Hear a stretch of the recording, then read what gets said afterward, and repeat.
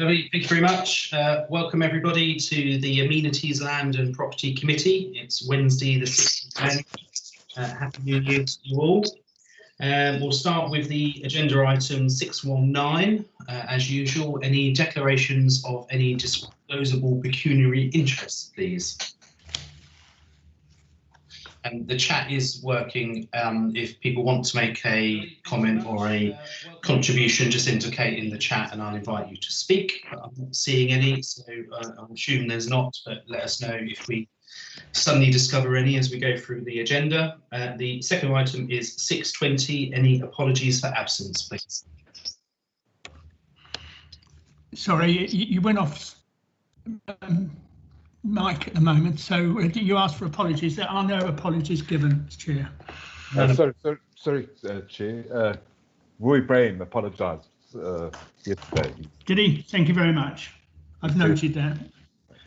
Thank you, Alan. Thank you, Chris. No more apologies noticed. There may be one or two join us as the meeting goes along. The next item then, 621 minutes, to confirm the minutes of our meeting from the 2nd of December. They were presented to full council on the 15th of December. Are members of the committee content that I sign them as a true record? Or any points you want to raise?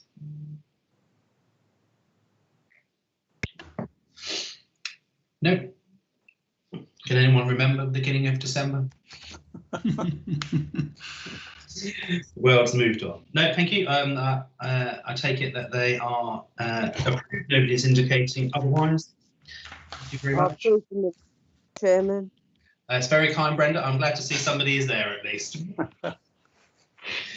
We'll move on to 622/20 action points and updates. To receive an update from the officer and the chairman. Probably a mixture of Alan and Mark, if there are any particular action points to note that's not actually covered on the agenda. Anything either of you want to raise at this point?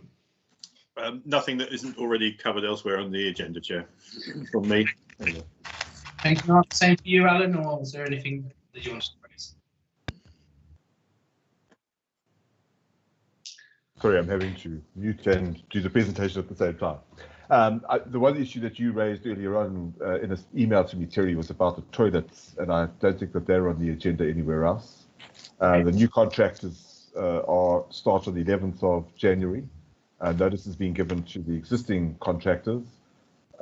So hopefully that transition will happen on Monday, and we'll have our new supplier in place. Hands up from Jane. I didn't realise you were there, Jane. Welcome. Oh, thank you, Mr. Chairman. Apologies. A question on that front, and I appreciate it's not an agenda item, so a decision cannot be made today. Is it appropriate that we continue having the toilets open, given that we're in a third lockdown effectively, and people should be at home? Thank you. As I understand it, and I don't know if you've managed to look into this, Alan, the guidance from NALC is the same for toilets and play areas as it was from the November lockdown, which is that they should remain open unless anything has changed in the last couple of days. But I think we're in a different position than we were in the first lockdown, which is when they should have been shut. But as I understand it, they should both stay open. In terms of the guidance that's been issued, I can't see anything that actually refers to play parks or toilets. There is a chance that something might come out later in the week or early next week, but at the moment the guidance doesn't cover those two areas. Okay. Well, I'll take Dave first. Yeah, Dave. I haven't got the document to hand, but we looked at Charles Burrell at the government guidance, and they definitely did say there that toilets will remain open. I mean, I'm content that if the officers find the guidance is contrary, they just have to act immediately, regardless of what we say as a committee. I'm sure whatever the rules are. So it might just be a note, Alan, to just double check on Jane's point there. I think it's very valid. Jane, did you want to come back on that? If I may, please, Chair, and I apologise now for making this personal. We currently have a full house of COVID, and I would say that over the Christmas period, we went out very little. We had minimal contact with people. We only were there to move stock upstairs when the floodwaters hit. And we are extremely mindful of the measures to take in which to keep ourselves safe. And we have succumbed with this new variant in mind. I welcome your comment regarding moving at pace should guidance change, but I think we should be very vigilant. Thank you. Yeah, noted and agreed. What I was going to suggest on toilets, I'll bring you in a second, Jenny, but what I was going to suggest is an actual agenda item for our February meeting, partly to review how the new contract's been going, but also just to take on board your points there. This is a constantly changing situation, and then if it is an agenda item and we do need to make any decisions at that point, we can, notwithstanding the point that actually, you know, officers in these sort of circumstances can make executive decisions on sort of health and safety grounds. Jenny, did you want to come in there? Yeah, thank you, Mr. Chairman. It's following on from Councillor James's comments, actually. Our cleaning rota for the public toilets, is that going to be upgraded again? Are we going to take on more cleaning? Because as it's, you know, as Councillor James says, it doesn't matter how vigilant people can be, they can still be come prone to this new variant or the COVID anyway. So what I'm saying is, will we be up in the cleaning of the public toilets for our residents? Not that I'm aware of, but did you want to comment on that, Alan? Chair, the decision was taken at the last ALP meeting that it was going to be at normal cleaning. So we may have to revisit that decision, bearing in mind the current circumstances. But our discussions with the contractors and the appointment was based on a normal cleaning regime. I appreciate that. So I take the points on board, Jenny, and I'm sure Alan's heard people's concerns, and we'll sort of take it from there, but we'll definitely make sure it's an agenda item for February, regardless. And obviously, if our officers take a decision, meanwhile, I'm sure we'd all support them if it's done on health and safety grounds. Right, thank you. So that was the only one from Alan on action points. So thank you for that. We'll move on to 623, which is the financial report for month 9, please. Chair, as you're aware, I distributed a financial report just before we closed down in December. I indicated that there might be some great costs that would come through, and they have come through. Unfortunately, they dribbled and came in right up until late yesterday. So I have updated this. I would just like to say I put comments there. I don't own this particular budget, so I have done it a little bit blind.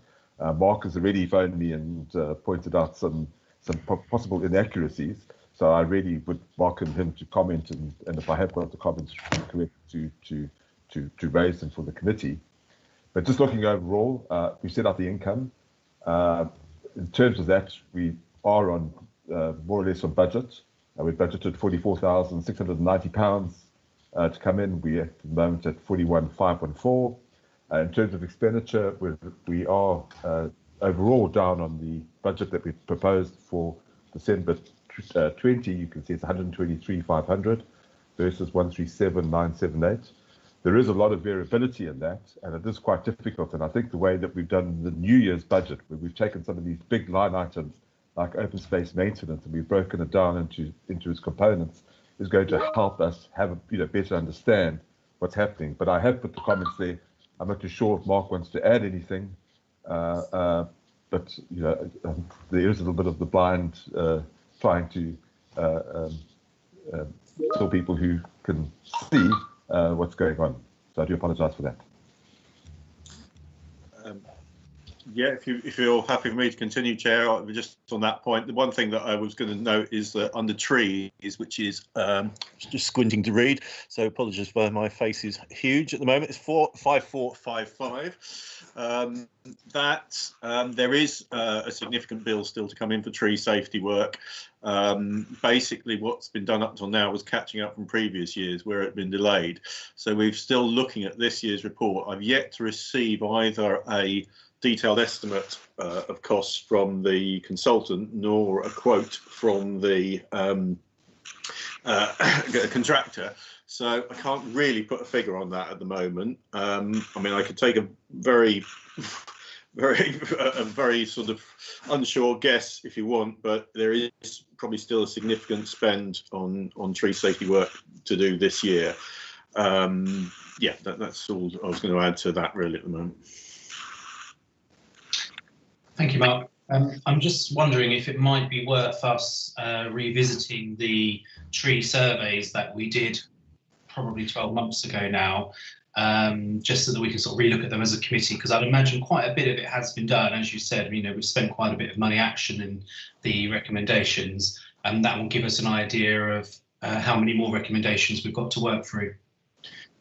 Yeah, we do have a new report basically for this year's work, which I'm happy to circulate to people if they want to see what's actually involved that's being done. But as I said, that doesn't at this stage. Actually had a phone call while this meeting was on from the contractor, so we might be imminently about to get a quote. So as soon as that comes through, I can circulate that if people would like to see that figure. So as I said, I can sort of, you know, now basically show you what work is proposed or is you know basically required within 3 to 6 months by our consultant. And as I said, I may be able to very soon put a figure on that as well. So happy to send that. Yep, I think that'd be useful. I think councillors are interested in what proposed works might be happening. I've got a hand up from Brenda, please.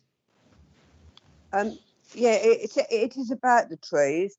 Do you think that we're going to lose a lot of trees due to all the flooding and they're getting into the roots? It remains to be seen, really. The short-term effect as we've had so far, probably not. The situation is probably not going to be much worse than it would have been. The effects of this will only really show up in sort of next year's growth and then beyond, of course. So really difficult to put any kind of definite sort of guesstimate on that at this stage. However, as I said, at the moment, if it is a short-term effect, probably relatively little, but we remain to be seen what the rest of the winter and indeed the rest of the year's weather has to throw at us. So yeah, I can't really sort of provide anything more definite on that, I'm afraid. No, so we haven't had anything at the moment, then, you know. There's nothing as yet. I mean, I've had a look round, but a brief look round. I haven't seen anything major unexpected as regards to the effects of the flooding on the trees this year. I haven't seen, you know, in some previous years we've seen trees in the area near sort of Spring Walk, near Nuns Bridges, were sort of leaning very much over the channel there, and they were dealt with because they'd been their roots had been partly washed away. So that there don't seem to be much more in that line this year, but yeah, we will obviously have to keep an eye on that as things go on. Okay, thank you. Thank you, Brenda. Does anyone else have any questions or comments, please, on the budget or financial report, really? The only thing I was going to ask, probably, Alan, is the variance for the Christmas lights. I think that's the one that's increased probably a fair bit from the original budget that was circulated. Maybe it's just my memory, but I can't remember us overly incurring call-out fees in the past. Has there been something specific that's happened this year? Is it because we've changed the contract and now we actually pay for call-out fees, or have we just had a bit of bad luck and damaged lights and that sort of thing? Chair, there's just been one call-out fee. I can't recall the exact amount, but there was a call-out fee and one or two visits that had happened subsequent to the main installation. Okay, that's fine. But let's, given we're past Christmas now, we know that one's not going to come up anymore, so I'm happy with that.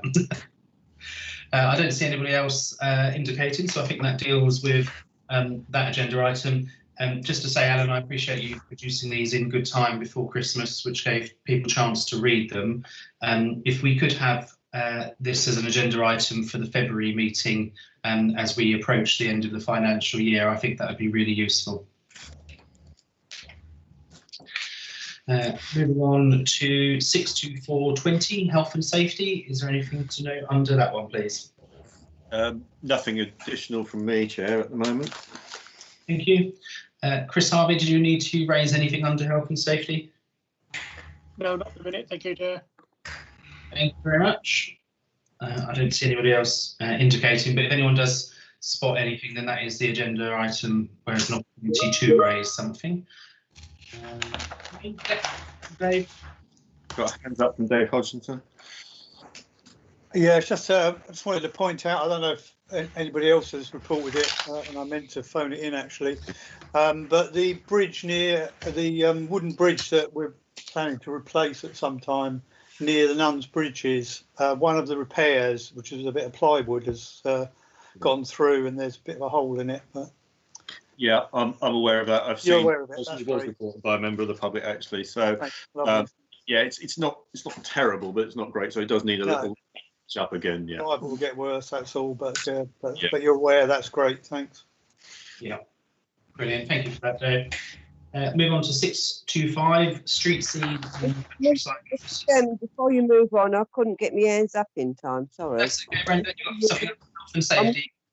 I'm wondering under health and safety if we've got to pick up any more expenses due to all that flooding. Is there any areas that staff's had to put in extra time to go out and clean or anything? I don't know because I'll be honest with you, I haven't been up there, so I just wondered if there was, with having to meet any more expenses. What I'm aware of, obviously Roger's not here, so I don't know whether there's been any sort of street scene issues.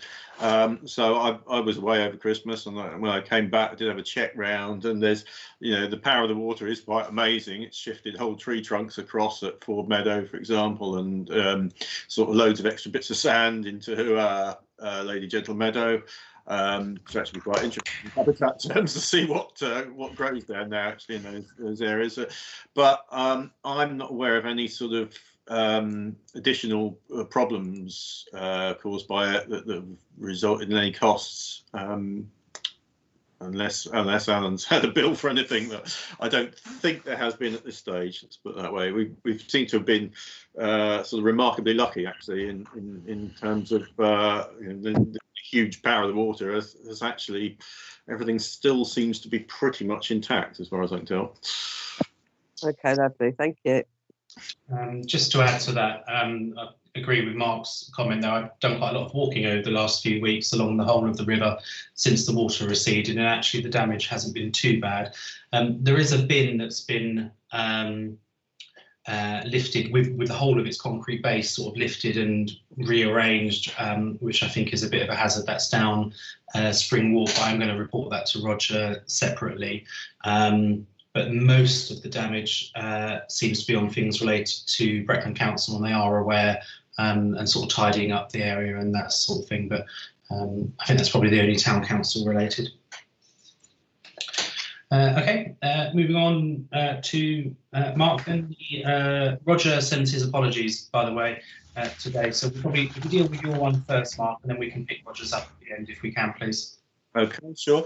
Well, just to pick up on that from Ford Meadow, the picture that you can see on the left there of the sand and gravel by the bench, I was absolutely convinced that was going to be turned out to have been completely wasted, but actually it's sort of sifted it slightly and sort of sorted the pebbles into different sizes, quite interestingly, but it is still there and still intact. Probably the least water part of the whole path.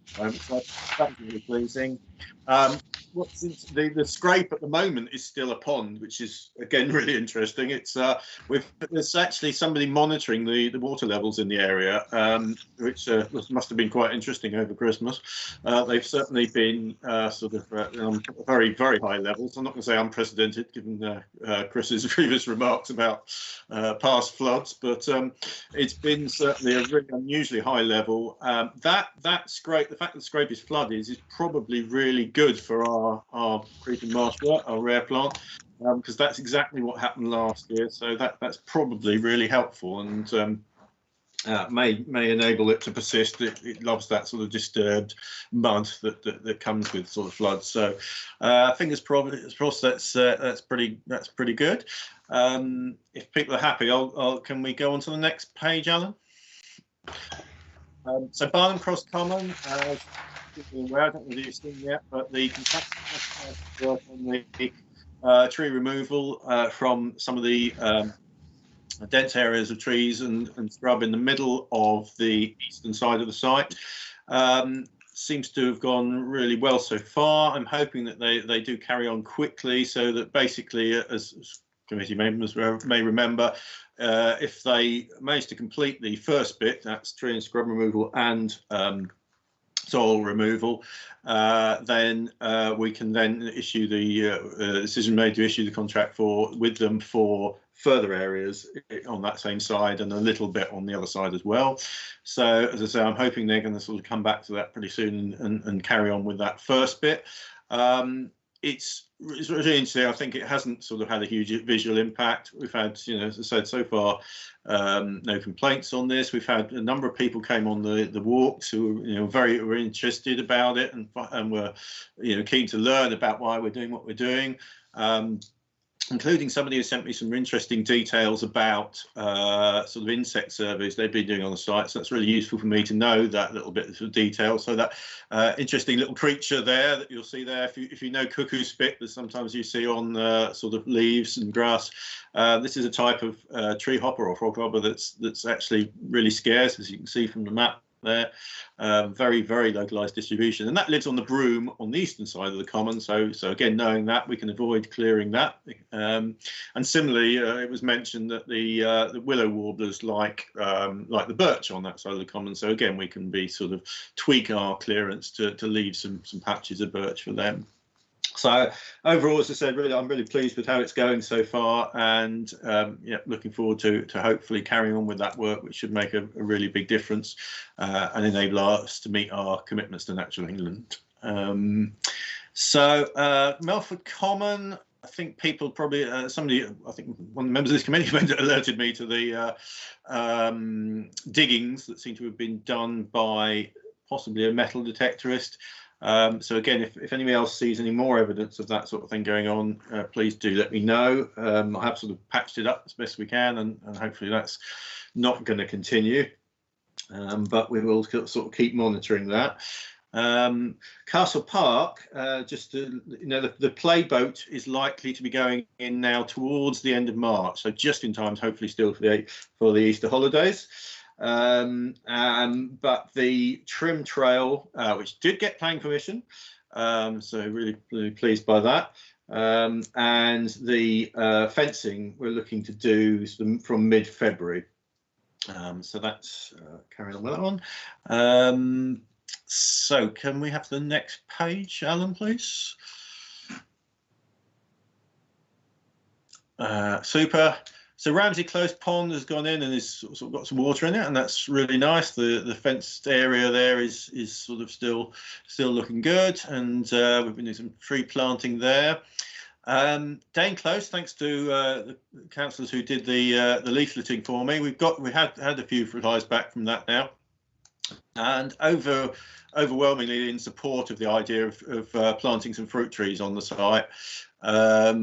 There was just only one sort of worry that or one opposed, if you like, to that.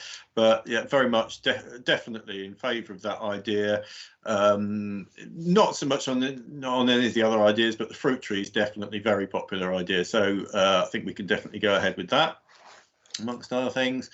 Oh, and I suppose, as I said, I'll probably cover this under sort of community engagement, but as I did mention to some of you a little earlier, we'll be looking to do sort of the same sort of thing around the Nuns Bridges area with a view to deciding exactly where we do some sort of hedge planting around the edge of that to stop unauthorised vehicle access. But it's probably worth mentioning at this point that we haven't got enough free trees this year to do the whole site anyway, so we'll probably avoid the more controversial areas on this first tranche anyway. Sculpture Trail had a sort of good and productive meeting where sort of artists were, or preferred artists were chosen to. So I'm now going to go back to the relevant artists to ask for more details about how they would sort of fulfil the brief for our sort of priority sculptures for the Sculpture Trail.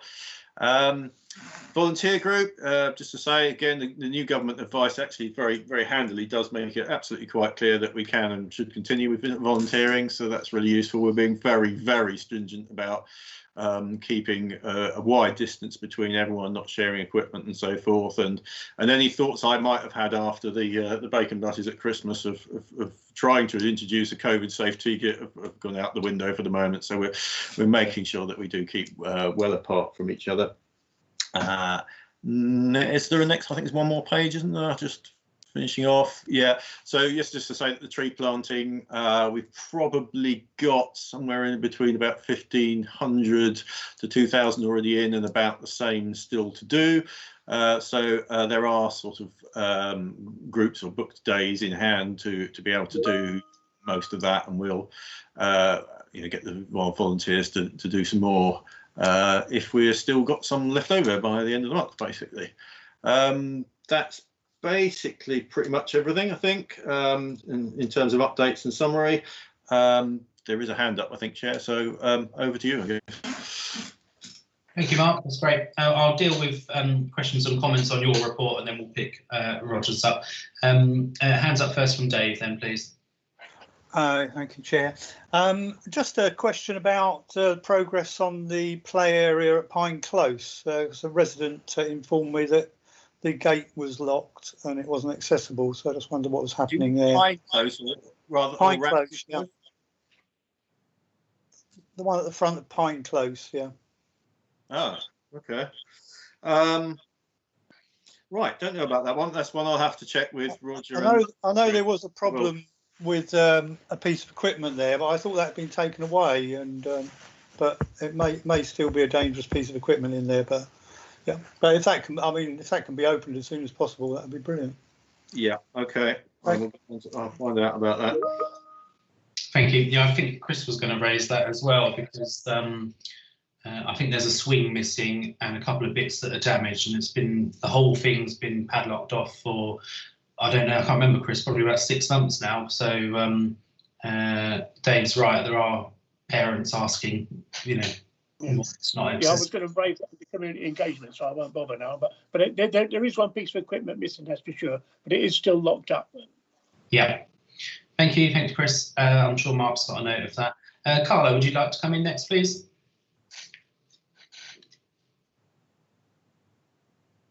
Thank you, Chair.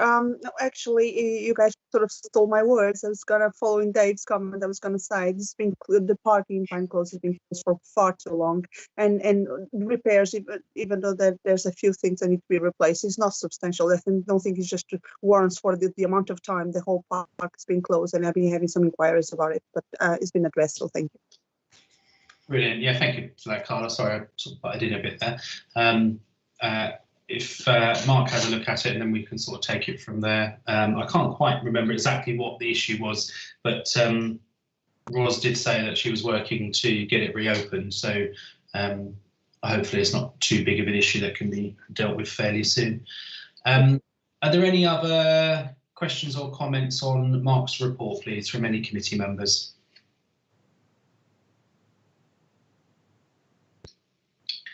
No, I see nobody indicating. Just to say thank you as usual, Mark. Lots of really good work going on there, which is really good to see.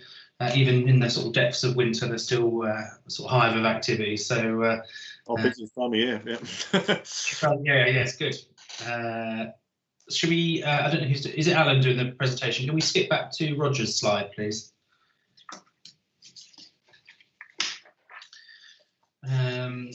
Roger sends his apologies today. He's got a other engagement, so he can't be here. I think he circulated his report well in advance as well, which is really useful. So if you've got any questions or comments on that one, the only one I was going to pick up, Mark or Alan, if you can add anything further at this point, only because the public are asking me quite regularly, is the Thomas Paine statue and the plinth. Where are we at with sort of quotes to repair the bottom of the statue? I'm afraid I've got no knowledge on that one. I can't add to it.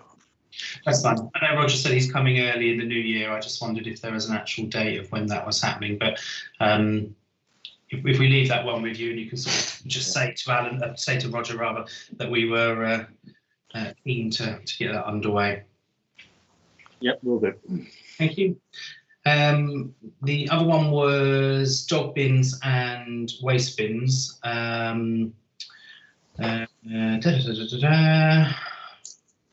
noted Roger raised the one about the cemetery. Yes, so the second point there, I see they've already installed the new bin along London Road by the cemetery, and it's a great result there that Serco have agreed to empty it. And I have actually had a member of the public comment on how nice that new bin looks along the main road there. So thank you to Roger for installing that. Are we going to deal with there's been a litter bin application form submitted. Are we going to deal with that under communication, or is that best to deal with that one under street scene? Again, I'm afraid I've got no knowledge on that one, so I can't sort of point further. I'm happy for you to sort of give us a steer under whichever item you think appropriate, but okay. I can't really. If we deal with it now, I think it's more just to make the committee aware. I don't know if you're aware of this, Dave. The Norwich Road Residents Association have noticed on the Norwich Road estate there's a number of litter bins that I think it's free, actually, to be fair, that are the old design and basically don't have a top on them. They're sort of metal bowls, really, and they were concerned that obviously the rubbish blows out of them because there's no top on them, and they've submitted a litter bin application form to have them upgraded to the new style bin. Oh, right. Okay, yeah, I wasn't aware of that. Okay, brilliant. And I checked with Alan, and there's at least 2 in stock. What we need to do is to make sure there are bins and not Brecon bins. Assuming they are our bins, I wanted to make sure the committee were happy for us to get them upgraded. So I just thought I'd mention that under this one. Does anyone have any? Jenny? Yeah. Thank you. If there's 2 in stock, how do I just apply to the committee to get one for the ladies' estate? There's a litter bin and dog bin application form, which is. Mr. Chairman, I was trying to cut corners here. I've actually done it for the other bins on the estates, but I'm just thinking of the one outside our local shops. It's an open old metal bin that somebody else has kindly put another one to it. Oh, okay. Yeah, I'm trying to creep in through the back door, Mr. Chairman.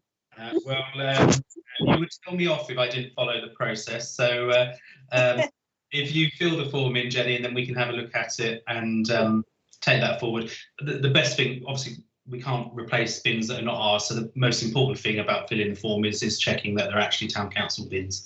I think no worries. We'll keep an eye out for it. Anyway. Yeah, please. Brenda, did you want to come in there? Yeah, I'm really confused with bins are bins, because a few years ago, Brecon Council said that all bins are dog litter bins. So stop putting dog litter bins in because you can use them all. And I remember the late councillor John Newton was trying to get hold of the labels, what was going to be put onto the bins. They were like fairy things, use this bin sort of thing. and on them it did say that dog waste can go into the litter bin. Now, that was said by Brooklyn Council a few years ago. I think as the Brooklyn councillors are here, I think you need to go back and check this, because if we've got an application form to say that we want a dog bin, when actually we shouldn't be putting dog bins in. Yeah. So I think someone needs to check this out.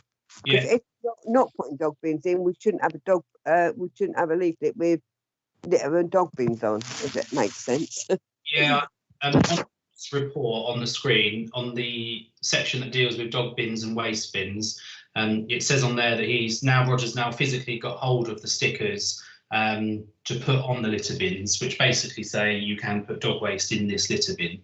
And I think he said he's going to get some more, because you are right. They've basically said dog waste can go in the litter bins. My own view is, why would we now install any dog waste bins? We might as well just install litter bins. But Roger's first of all updating the bins that are already in our ownership with these stickers, and funny enough, I have seen some that he's put on the bins, and eventually the message will get out there to the public. So when we look at our forms as a committee, we might want to update it and take the dog bins bit off, but we'll deal with that at a later date. Any other comments on Roger's notes on there from anybody? I've got my hand up, Mr. Chairman. Oh, sorry, I can't see hands, but go ahead, Chris. Okay, regarding the rat baiting, as you know, I raised this question at Bretland.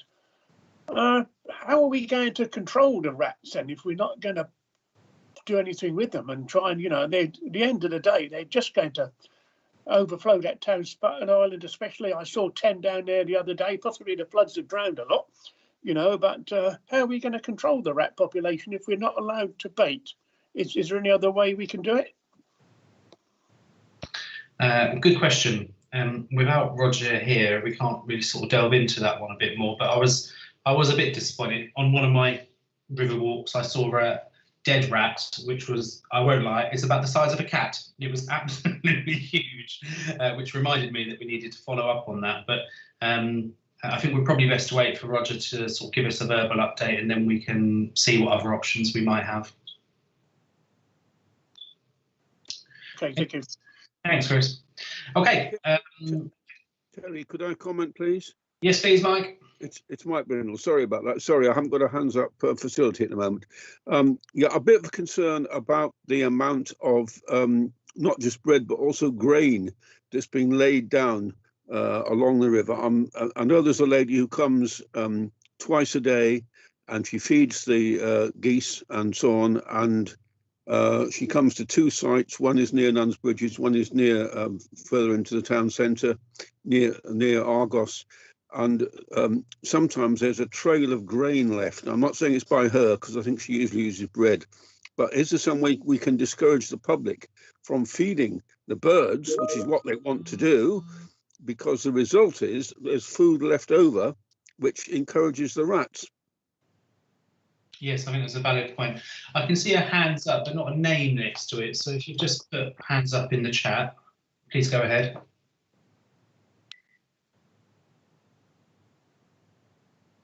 No. Did anyone want to reply to Mike's point there?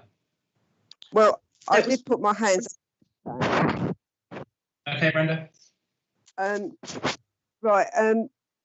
What Mike was talking about, I spoke to Steve Hitchman about 2 years ago. We was down by the river. I think Brooklyn had come and done a walkabout, and I met up with him. And I suggested, because people like to go for walks and feed the ducks and whatever, that along by the river, he could have sort of like, I don't know, the old-fashioned bubblegum machine, something like that, like what you get in the zoo.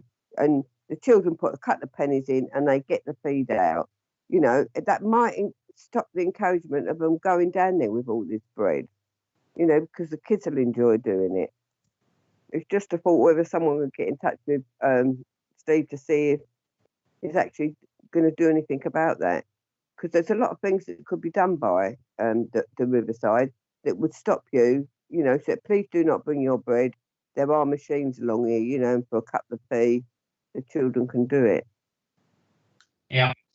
They're getting the proper food. Yeah, I think the point Mike's making is it's the excessive feeding, because if you feed the ducks and they eat all what you give them, then that's all well and good. But when you excessively feed them and you leave, as I've seen it myself, when you leave it around, that is what encourages the vermin. I remember when I first joined the council about 10 years ago, the town council paid for some little white wooden signs to go along the river, discouraging people from feeding the ducks. And I did wonder if that is something that we could look into again, because, you know, as Chris says, there definitely is an issue with rats. Is that something, Mark, that you can perhaps take away, the sort of rat issue, and see where we go with that? Yeah, we can. I mean, we can certainly order some quite cheap, affordable sort of signs to go on existing posts and that sort of thing.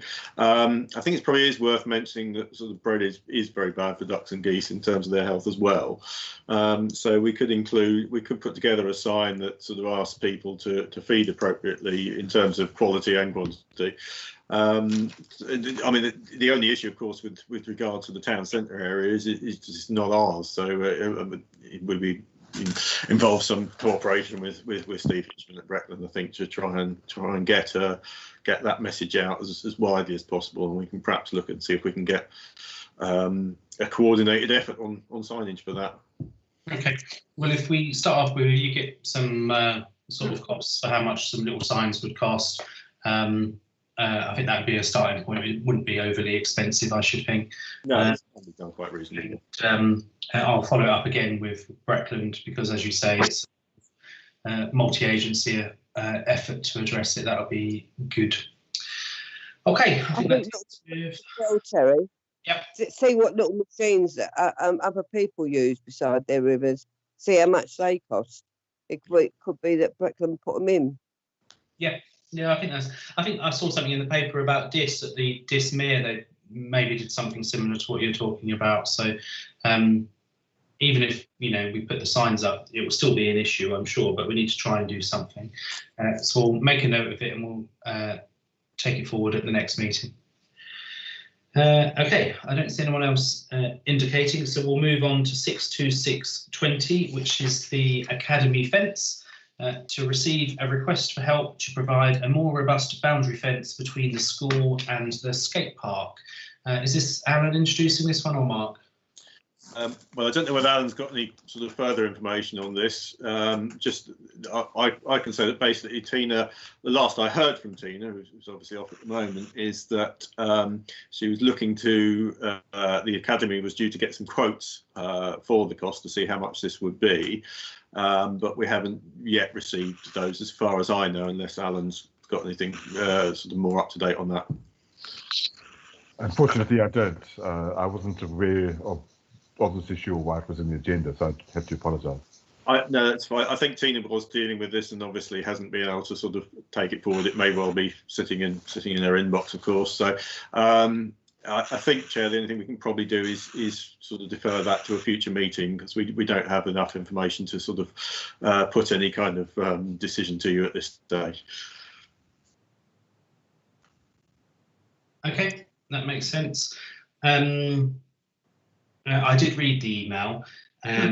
My only thought was anticipating what the committee would ask for is how much. So perhaps when we bring it back to the committee, we get an indication of, you know, what sort of figure we're talking about, and that will enable us to make a decision at that point rather than delaying it forward. Are you happy with that, Mark? Yeah, that is basically what we're waiting for, is for sort of quotes to give you an idea of costs. So yeah.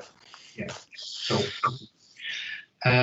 Probably best to leave that one there and move on to 627, which is small grants to receive any received and agree. Have we received any since December? Chair, we have. We received an application from the Vineyard Church. What I've done is, this is the first time I've actually dealt with the small grants. So I developed a checklist that actually went through every single bit of the criteria. I had distributed the information in December, and everything in terms of the information that's there, that they provided, in my opinion, is in terms of that checklist. The only information we don't have is information on their bank account. They have provided us with bank account details, but they indicated that they just managed to open it due to COVID-19, so there'd be a little bit of follow-up work there. But in essence, what the purpose of the charity is to do is to provide clothing to children who live in poverty. They're coordinating with the food banks at the Charles Burrell Centre, and they're looking for storage boxes to collect the donated clothing, sort it, put it in storage boxes, and that's in essence the purpose of their application. Thank you. I think I saw something in the local newspaper about this actually, so I didn't recognise the name at first, but once you described it, I realised what it was.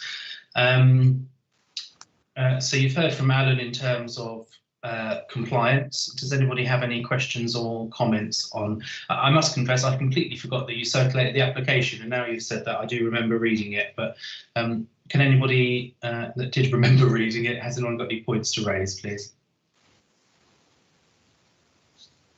I've got no points to raise, Mr. Chair. What I would say is that we put on hold until Alan's got the bank account details, and then once that's gone, we approve the grant. You know, we'll leave it down to Alan to sort out if everything's okay, then let it go through.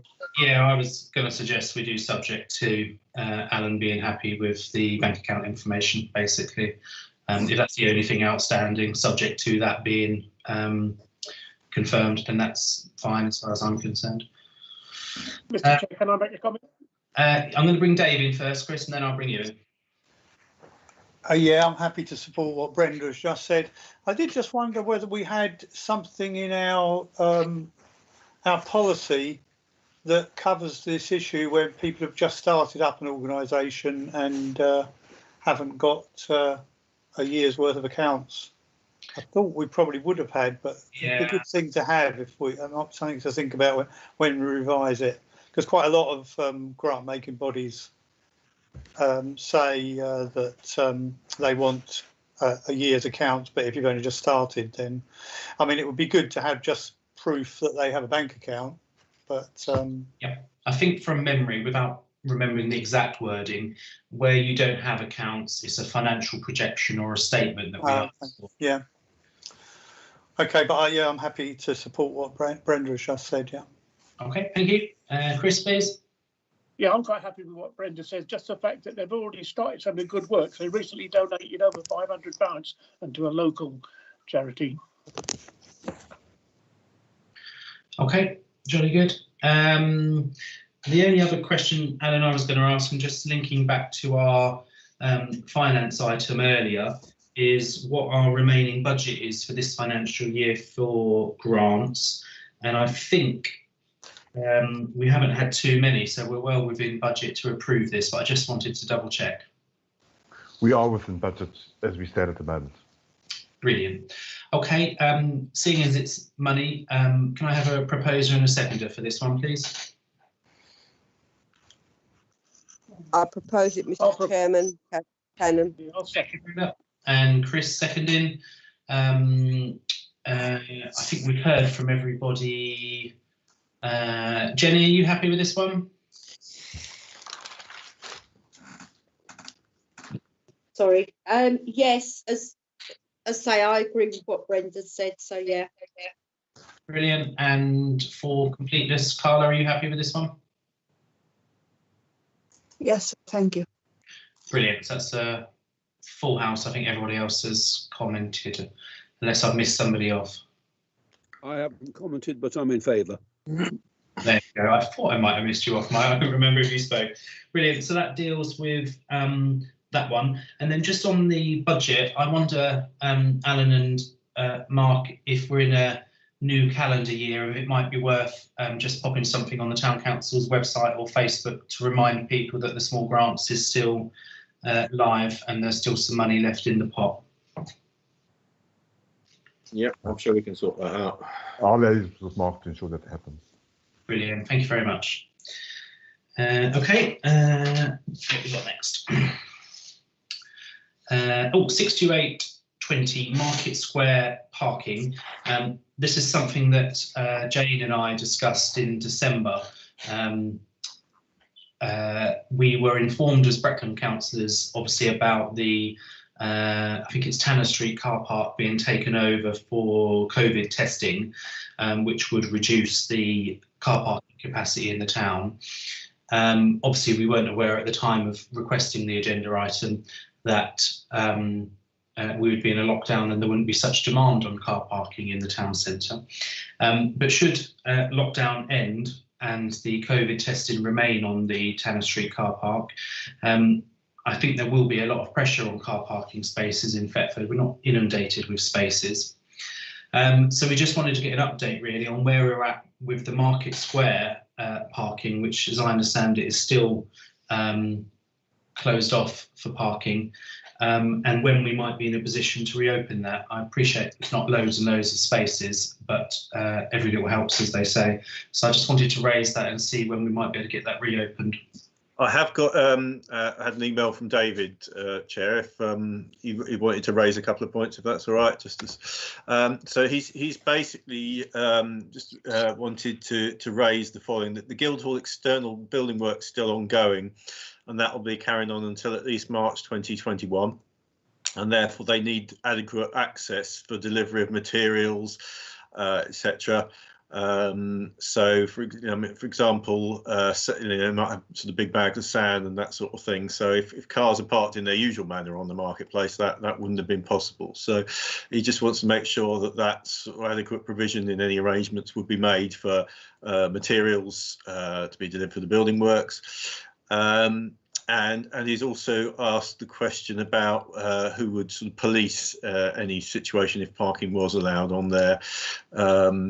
So it seems to be almost inevitable that cars tend to be parked illegally in the area, and again, access could be in and out of the car park could be compromised by sort of any problematic parking on that site. It does also mention that in the future there will be two bays going to be lost anyway, with the steps extending into the marketplace from the Guildhall, but at the moment that's outside the safety fencing, so it would need potentially some burning off of the lines, as people will sort of kind of park there and block the usual access routes around the market. So he's, as I say, he's asked me to just raise those points and sort of be taken into consideration. Okay, thank you for that. I think that's useful.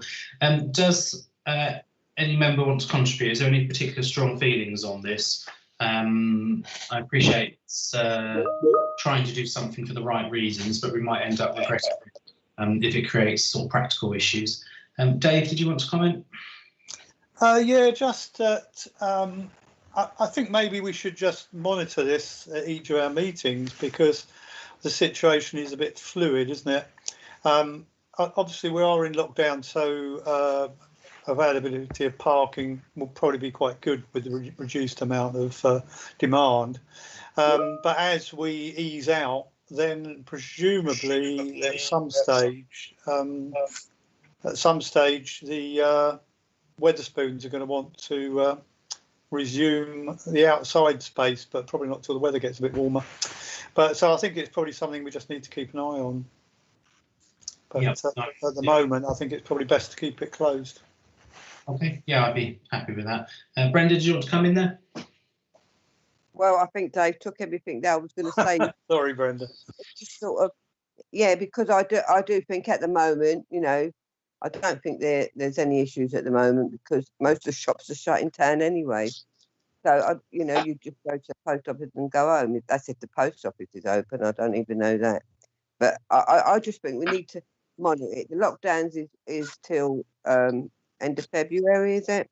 Yeah. We relook at it again. You know, we don't know. The builders could get done quicker than what we think anyway. We just don't know, do we?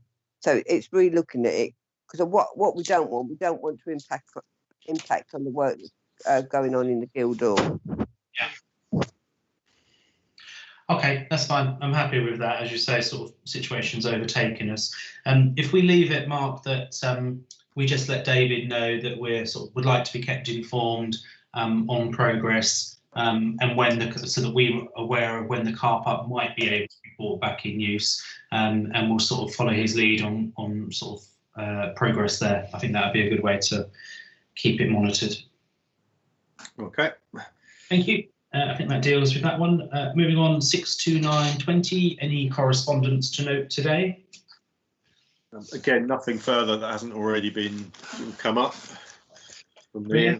Nobody's busy writing to us over Christmas and New Year. So that's a pointing out this and that, but nothing that's sort of, as I said, outside the scope that we've already covered in various issues. Brilliant. I also think it's important that we do respond to people. So with the Norwich Road Residents Association, I know they put a hard copy through my letterbox, and I think I scanned it in and emailed it through. But if somebody could make sure they get a sort of just a holding reply or whatever, I think that's sort of good practice. Just we acknowledge. That'd be good. Brenda? Yeah, I would. For correspondence, it's for us to send out correspondence. So I don't know whether you'd call that community engagement, but I just think a letter from the ALP to thank the volunteers that have been working through this awful weather. We've been told, and with COVID and everything, that they've still been going out with Mark. Sorry, just say that again, Brenda. You cut out for a second there. Okay, sorry. Just a letter from ALP. To say thank you for the volunteers that's been working with Mark, doing some, which must have been really muddy weather, but they've still turned up and are still turning up. So I think a letter from ALP. They have received, I think they received a card from the mayor for Christmas, but I just think it'd be nice from the committee to say thank you for their work. Yeah, Mark, do you think that's something that would be welcome? I think that would be a really nice idea. They didn't get a card from the mayor in the end, so it would be really nice to have an official thanks from the council. Yeah, I support that as well. That's great. Would you like me to sort of draft something up, Chair, to sort of, or would you prefer to start the ball rolling? If you draft something up and send it through to me, and then I can add sort of my own personal views. Something like a sort of New Year message and thank them for their support over the last year, I think would be timely. Yeah. Okay. That's a good idea. Thank you for that, Brenda. I think that's a good idea. I think that's probably community engagement rather than correspondence, but we'll record that in the minutes in the relevant section. So that's correspondence dealt with. Is there anything else to note under community engagement? Again, just merely that about the nuns' bridges, that I think I've already mentioned that we'll sort of send a letter around to people in that area about their views on sort of where exactly we think the hedging should go to stop unauthorised vehicle access. And that's relevant to correspondence. I have literally just received an email with a figure of 8,850 for the tree safety works. So again, I will sort of send the details round for that, but hot off the press, as it were. Yeah, if you circulate that to the committee, and then we can have a look at that as well. And the only other media release was the one on the small grass, just to record that in the minutes that we'll do that. 631 committee officers update, to update any information since the agenda was released. Any officers present got anything particularly they want to mention that we haven't already covered? Again, I've basically included all the updates in with when we discussed the Consulate Officers report, so nothing further from me, Chair. Okay, Mark, anything further, Alan, from yourself? Nothing from my side. Thank you, Chair. Brilliant, thank you very much. We do have one item below the line, so I would like us to exclude press and public. Sorry, just before you go below the line, yep. Could I just ask a question? I'm sorry, I really forgot about it. That's okay. If the mayor never wrote to the volunteers, did he send a card to the knitting group? the knitting box group? Does anybody know? Because they're the ones that knitted all the stuff that went up for the trees in the Carnegie and the town centre square. I can't say for definite, but I do. And it's my understanding that he did send out cards to sort of chairs of groups of volunteers rather than individuals. So he may have done that, but I can't say for definite on that specific instance. Well, the problem is the knitting group. It's an online thing, and it brings in thousands of people that are stuck indoors because they knit for various groups. You know, they've knitted for the Charles Bowles Centre, they knit for the hospitals and everything else.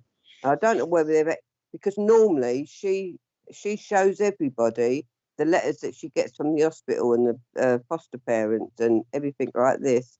She normally puts that on, and I haven't seen it. So again, I don't want to say one way or the other because I don't know for definite. As I said, if I had to guess, I expect that if we had an address for, as I said, a coordinator of that group, they probably got a card rather than sort of all of the volunteers.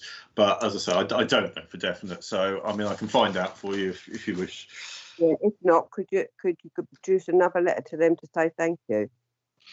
So just to be clear, it was the knitting group. Is there an actual specific for them? I'm trying to.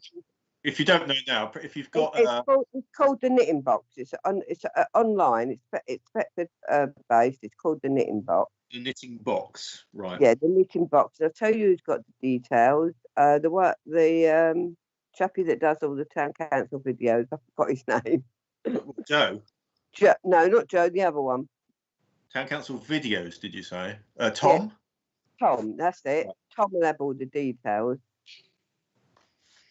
Okay, I'll look into it. Okay. Thank you, Brenda. Right, I'm going to read the exclusion of press and public now. So you consider resolving that pursuant to the Public Bodies Admission to Meetings Act 1960, the press and public be excluded for any remaining items of business on the grounds that publicity would be prejudicial to the public interest by reasons of the confidential nature of the business to be discussed. The items below the line are commercially sensitive and legally related. Are the committee happy that we go below the line, please? Yes. Agreed. Yes. Fine. Thank you very much. And if somebody could confirm when we're not broadcasting.